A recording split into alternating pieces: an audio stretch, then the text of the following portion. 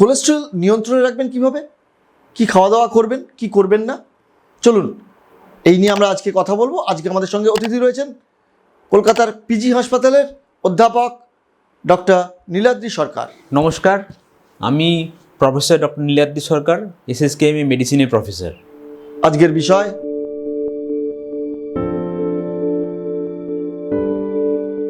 আমরা যে খাবার খাচ্ছি তার মধ্যে কার্বোহাইড্রেট থাকে, ফ্যাট থাকে, প্রোটিন থাকে।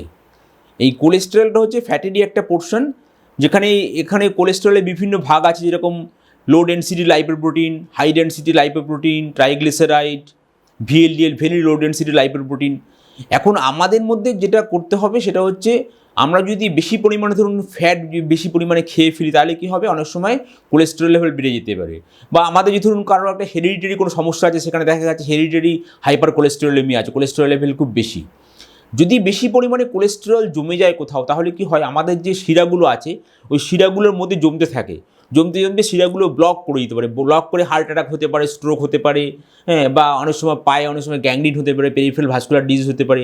সেই জন্য আমাদেরকে একটা ব্যালেন্স রাখতে হবে, সব কিছু দিয়ে একটা ব্যালেন্স রাখতে হবে। কোলেস্টেরলটা যে আমাদের যেরকম দরকার, কোলেস্টেরল বেশি হলে আমাদের ক্ষতি আছে, একদম খুব কম হলে আমাদের ক্ষতি আছে। সেই জন্য আমাদেরকে এমনভাবে খাওয়া দাওয়া চুজ করতে হবে, হাঁটাচলা করতে হবে, ব্যায়াম করতে হবে, যাতে আমাদের কোলেস্টেরলটা নিয়ন্ত্রণে থাকে। এই যে নিয়ন্ত্রণে থাকতে হবে, এবং সেটা মাঝে মধ্যে চেক করে দেখতে হবে। যাদের কোলেস্টেরলের ওষুধ খাচ্ছেন তারা কিন্তু হট করে বন্ধ করে দেবেন না। যদি নর্মাল হয়ে যায় হয়তো বন্ধ করে দিলেন, তাতে কিন্তু প্রবলেম হতে পারে। কোলেস্টেরল লেভেলটা ডাক্তারবাবু পরামর্শ ছাড়া কখনোই বন্ধ করবেন না। থ্রু আউট আপনি ওষুধ খেয়ে যান, মাঝে মধ্যে চেক করুন। ডাক্তারবাবু আপনাকে গাইড করবেন যে কতটা খেতে হবে, কি ডোজ কমাতে হবে কি বাড়াতে হবে, সেটা ডাক্তারবাবু আপনাকে গাইড করে দেবেন।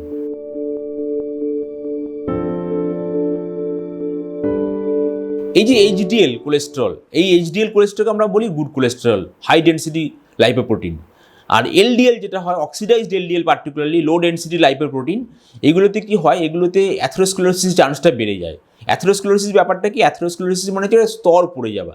আমাদের যে শিরা আছে, শিরার যে ভাস্কুলার লেয়ার আছে, এন্ডোথেলিয়াম আছে, এন্ডোথেলিয়ামের মধ্যে কি হচ্ছে, একটা স্তর পড়ে যাচ্ছে। যেরকম আমাদের জলের পাইপের মধ্যে একটা মরচে পড়ে গিয়ে একটা পাইপটা ছোটো হয়ে যায়, সেরকমই ব্যাপারটা হয়।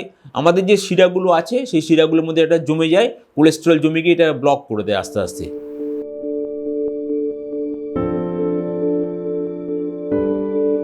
কোলেস্টেরল নিয়ন্ত্রণে রাখতে গেলে আমাদেরকে ব্যালেন্স ডায়েট খেতে হবে। কার্বোহাইড্রেট তার মধ্যে থাকবে 50-55% কার্বোহাইড্রেট, ফ্যাট থাকবে 15-20%, বাকি 15-20% প্রোটিন থাকবে। ফ্যাটের মধ্যে আবার saturated, unsaturated, poly unsaturated fat আছে। আমরা এটারও ধরুন মোটামুটি ব্যালেন্স করে করতে হবে, যাতে নাকি ইকুয়াল পরিমাণে থাকে। আমাদেরকে মনে রাখতে হবে যে আমরা বেশি পরিমাণে যেটা কোলেস্টেরল যেগুলোতে বাড়ে, ধরুন যেগুলো মার্জারিন আছে, সেগুলো অ্যাভয়েড করতে হবে। এবং আমাদের যে ধরুন তেল, আমরা যে ধরুন ঘরে রান্না করে খাই, সেটার মধ্যে ব্যালেন্স করতে হবে। ধরুন কারোর বাড়িতে হয়তো সর্ষের তেলও আছে, সাদা তেলও আছে, ধরুন কারো 6 লিটার তেল লাগে, সেখানে 2 লিটার সর্ষের তেল, 2 লিটার সাদা তেল আর 2 লিটার সয়াবিন অয়েল, এইভাবে যদি আমরা ব্যালেন্স করি, তাহলে কিন্তু সেটা কোলেস্টেরল, আমাদের তেলের পরিমাণটাও ঠিক থাকবে। বেশি পরিমাণে তেল না খাওয়াই ভালো।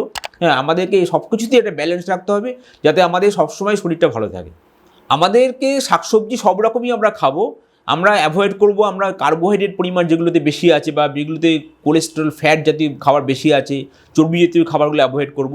শাকসবজি আমাদের খেতে কোনো অসুবিধা নেই, আমরা আলু কম খাবো, চিনি কম খাবো, মিষ্টি কম খাবো, আমরা আইসক্রিম কম খাবো, আমরা বেশি কোল্ড ড্রিঙ্কস খাবো না, বা একদম না খেলে আরও ভালো হয়, সবথেকে ভালো হয়।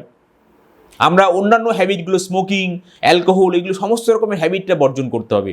আমাদের ডিসিপ্লিন লাইফস্টাইল ফলো করতে হবে, আমাদেরকে রেগুলার বেসিসে এক্সারসাইজ করতে হবে, আমাদের হাঁটাচলা করতে হবে, মাঝে মধ্যে ওয়েট চেক করতে হবে, মাঝে মধ্যে আমাদের প্রেশার, সুগার সবই চেক করে দেখতে হবে কেমন আছে।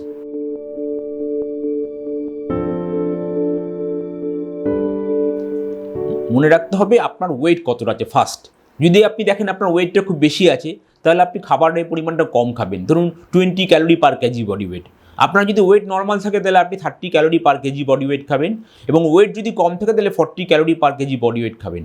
এটাকে সোজাভাবে বলতে গেলে, আপনি ধরুন ভাতের পরিমাণটা কম নিলেন, শাকসবজিটা বেশি করে খেলেন, আপনি একবেলা মাছ খেলেন, একবেলা নিরামিষ খেলেন, সপ্তাহে একদিন একদম মাংস খেলেন, সপ্তাহে আপনি 2 দিন পুরো ডিমটাই খেতে পারবেন। এবং এইগুলো যে আপনি যদি ফলো করেন, তার সঙ্গে সঙ্গে থাকবে আপনার ফ্রুটস থাকবে, ভেজিটেবলস থাকবে, নাটস থাকবে, তাহলে কী হচ্ছে, ব্যালেন্সড হচ্ছে। দেখা গেছে এই যে নন কমিউনিকেবল ডিজিজ যেটাকে আমরা বলি এনসিডি, এই নন কমিউনিকেবল ডিজিজের ক্ষেত্রে কিন্তু মাইক্রোনিউট্রিয়েন্ট ডেফিসিয়েন্সি খুব ইম্পর্টেন্ট। মাইক্রোনিউট্রিয়েন্ট ডেফিসিয়েন্সিটা কি? এই যে ভিটামিনস, মিনারেলস, পার্টিকুলারলি দেখবেন ডায়াবেটিক পেশেন্টদের অনেকেরই ভিটামিন সি ডেফিসিয়েন্সি থাকছে। সেই জন্য আমরা যদি রেগুলার আমলকি খাই, আমরা যদি আমরা যদি লেবু খাই, কমলা লেবু খাই, মৌসুমি লেবু খাই, তাহলে কি হচ্ছে আমাদের ভিটামিন সির পরিমাণটা বেড়ে যাচ্ছে। এই জন্য আমাদেরকে ব্যালেন্স করে সমস্তই খেতে হবে, ফল খেতে হবে, এই লেবু খেতে হবে, এগুলো যদি আমরা ঠিকমতো খাই তাহলে কিন্তু আমাদের সুষম যদি খাদ্য খাই তাহলে আমাদের সব কিছুতেই ভালো থাকবে।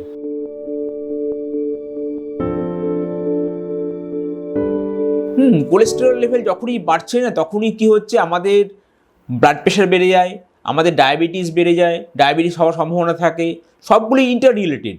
কোলেস্টেরল বাড়লেই আমাদের কিন্তু আস্তে আস্তে অ্যাথেরোস্ক্লেরোসিস হয়। অ্যাথেরোস্ক্লেরোসিস হলে কি হচ্ছে, আমাদের শিরা দিয়ে রক্ত কম চলাচল করে, তার ফলে বিভিন্ন রকম প্রবলেম হয়। অনেক সময় দেখবেন অনেকে কোলেস্টেরল লেভেল এত বেশি বেড়ে গেছে তার ফলে তার প্যানক্রিয়াটাইটিস হতে পারে, পার্টিকুলারলি ট্রাইগ্লিসারাইড যদি বেশি থাকে, সে এইভাবে অনেক রোগ কোলেস্টেরল থেকে হতে পারে।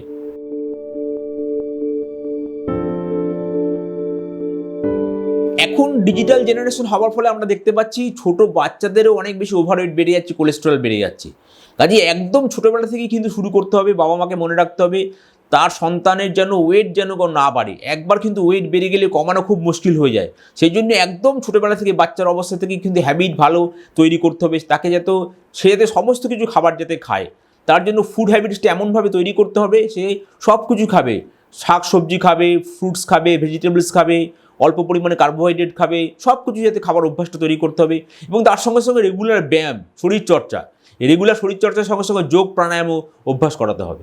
অসংখ্য ধন্যবাদ ডক্টর নীলাদ্রি সরকারকে আমাদের সময় দেওয়ার জন্য। আমার আরও পরামর্শ পেতে দেখতে থাকুন মেডিটিপস। দেখতে থাকুন, শুনতে থাকুন মেডিটিপস। এবং যদি অনুষ্ঠানটি ভালো লাগে অবশ্যই শেয়ার করুন সচেতনতা বাড়িয়ে তুলতে। পাশাপাশি বেল আইকনটিকে প্রেস করুন ও সাবস্ক্রাইব করে চ্যানেলটিকে এগিয়ে নিয়ে যেতে সাহায্য করুন। এই ডাক্তারবাবুর সঙ্গে যোগাযোগ করতে বা কলকাতা সহ ভারতের চিকিৎসা ও বাণিজ্য সংক্রান্ত যে কোনো বিষয়ে সহায়তার জন্য যোগাযোগ করুন আমাদের সঙ্গে এই ঠিকানায়। আমাদের ফোন নাম্বার +91 9330 240 762। আবার বলছি +91 9330 240 762। আমাদের ইমেল আইডি mailmeditips@gmail.com। এছাড়াও মেডিটিপস নামে ইউটিউব ও ফেসবুক পেজেও পাবেন আমাদের।